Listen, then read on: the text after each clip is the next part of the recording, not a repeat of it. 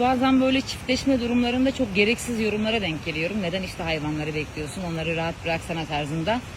Arkadaşlar biz yıllarca bu işi yapıyoruz. Hayvanların her dakika başında olmak zorundayız. Çünkü birçoğu hayvanın ne zaman doğum yapacağından bile haberdar olmuyor. Tarih atmadığı için veya ineğin ne zaman bu aya geldiğini bilmediğinden kaynaklı veya ne zaman tohum aldığından kaynaklı.